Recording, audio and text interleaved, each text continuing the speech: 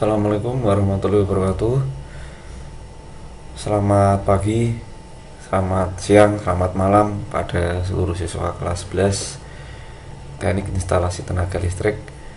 Pada kesempatan kali ini kita bertemu pada mata pelajaran ITL, yaitu Instalasi Tenaga Listrik untuk kelas 11. Ya, perkenalkan, nama saya Laksono Mugi Aswanto, asli Pati, tinggal di Desa Mumiayu, Dukuh Luboyo. Ini adalah riwayat pendidikan dan riwayat pekerjaan saya.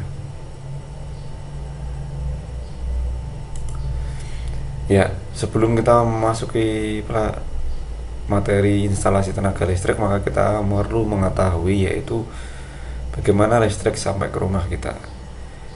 Jadi di Indonesia itu menerapkan sistem pembangkitan dan sistem distribusi yang seperti ini. Jadi listrik dibangkitkan dari pembangkit, bisa berupa PLTU, PLTG, PLTGU, PLTP, PLTA, dan PLTD. Kemudian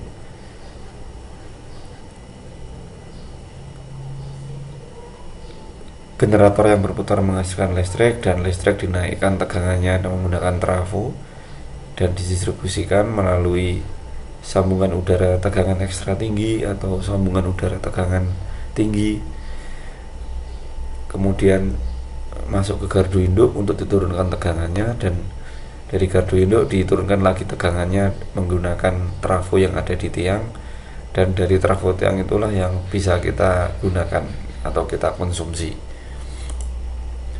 Ini adalah bentuk gambar lain dari sistem distribusi, tapi intinya sama, yaitu dari pembangkitan kemudian memutar generator tegangannya dinaikkan, kemudian didistribusikan, kemudian diturunkan lagi, dan akhirnya sampai ke rumah kita atau ke konsumen, yang artinya bisa ke industri atau ke pabrik atau ke kantor-kantor dan lain-lain. Nah, ini adalah gambar pembangkit. Biasanya pembangkit itu kebanyakan di Indonesia adalah menggunakan PLTU, yaitu pembangkit listrik tenaga uap yang menggunakan sumber atau bahan bakar batu bara. Sehingga kebanyakan PLTU itu letaknya ada di dekat laut karena akan memudahkan distribusi bahan baku atau bahan, yaitu dari batu bara. Kapalnya merapat, kemudian bata baranya diturunkan dan diubah menjadi energi listrik. Ini contoh PLTU yang terdekat dengan kota Pati adalah PLTU Rembang. Apabila kita ke timur, kita bisa melihat di daerah Sluke, dan apabila ke Jepara kita juga bisa menemui yaitu PLTU Tanjung Jati. Kedua-duanya ada di tepi laut dan kedua-duanya adalah PLTU. Nah, ini gambar atau denah pembangkitan listrik. Jadi dari batu bara atau coal itu dimasukkan ke dalam tungku, kemudian tungkunya untuk memanaskan air, sehingga air ini begitu dipanaskan akan berubah menjadi steam, dan steam akan memutar turbin. Turbin ini disambung dengan generator, dan generator ini mengubah putaran menjadi energi listrik, dan kemudian masuk ke trafo untuk dinaikkan tegangannya. Ya, ini adalah PLTU menggunakan sistem boiler. Nah, ini adalah generator. Generator ini biasanya lebih dari satu, karena apabila terjadi masalah dengan satu generator, maka generator lain masih bisa bekerja. Nah, ini sangat bisa kita bayangkan, generatornya besarnya ini ada orang itu tingginya segini, generatornya sebesar ini. Ini yang lebih besar lagi. Jadi ini satu unit generator buatan AEG. Ini orangnya segini, generatornya sebesar ini, karena digunakan untuk menghasilkan listrik dalam hitungan megawatt. Ya, setelah menjadi listrik dari batu bara menjadi listrik oleh generator, maka tegangannya dinaikkan oleh trafo. Nah, ini adalah salah satu contoh trafonya. Trafo ini menaikkan tegangan menjadi bisa 500 kV, 150 kV, atau yang paling kecil 70 kV. 70 kV artinya adalah 70.000 volt. 70.000 volt, 70 kV. Nah, ini adalah sistem distribusi. Jadi apabila kita melihat tiang-tiang listrik sebesar ini adalah mendistribusikan listrik dalam tegangan yang tinggi, yaitu lebih dari 70.000 volt. Ini menjangkau tempat yang jauh. Nah ini kalau kita melihat seperti ini adalah gardu induk, sehingga fungsinya di gardu ini menurunkan dari 500 kV menjadi 6 kV dan lain-lain, jadi tegangannya lebih turun. Di sini adalah namanya gardu induk. Gardu induk di Kota Pati yang terdekat ada di daerah Ngantru ya. Nah ini adalah trafo tiang. Trafo tiang ini berfungsi menurunkan tegangan 6 kV 20 kV ke tegangan 220 volt atau 380 volt. Nah itu adalah tegangan yang kita konsumsi yang ada di rumah-rumah kita, 220 volt dan 380 volt. Itu diturunkan oleh trafo seperti ini. Di sekolah kita ada di depan aula trafonya seperti ini, bisa dilihat. Ini berfungsi, ini yang atas masih sekitar 7000 volt, kemudian outputnya ini adalah 220 volt. Ini juga sama. Nah ini setelah masuk ke gedung itu nanti akan dimasuk ke dalam panel seperti ini. Ini adalah panel utama.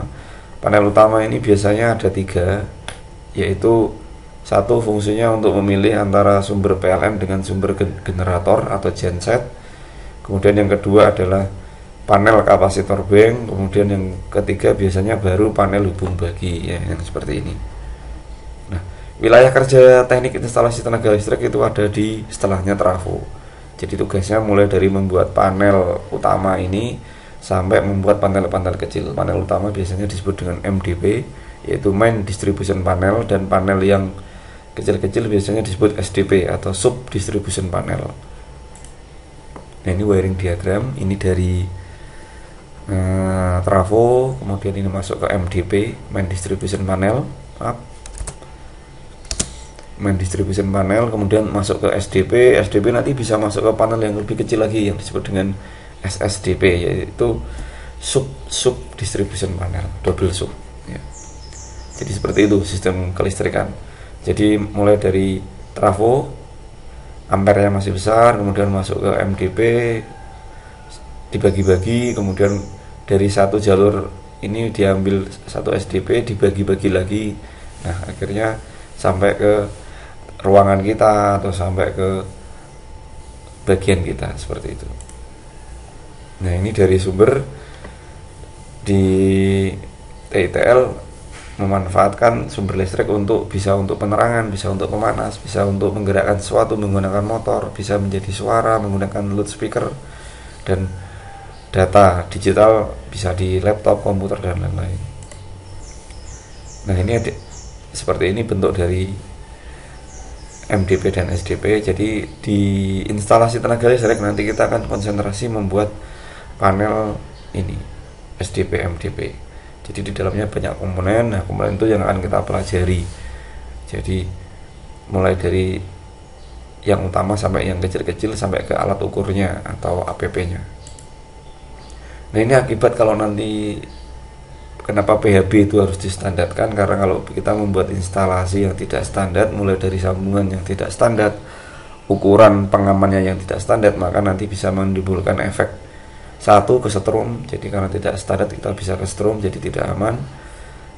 Atau kalau sistem proteksinya tidak bagus, maka akan terjadi kelebihan beban yang bisa mengakibatkan panas, dan panas itu bisa menimbulkan titik api. Nah, akhirnya bisa menimbulkan kebakaran.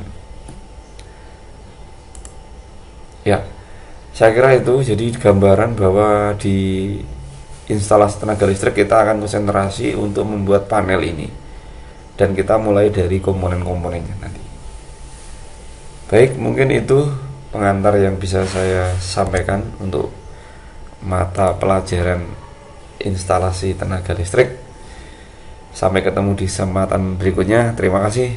Wassalamualaikum warahmatullahi wabarakatuh.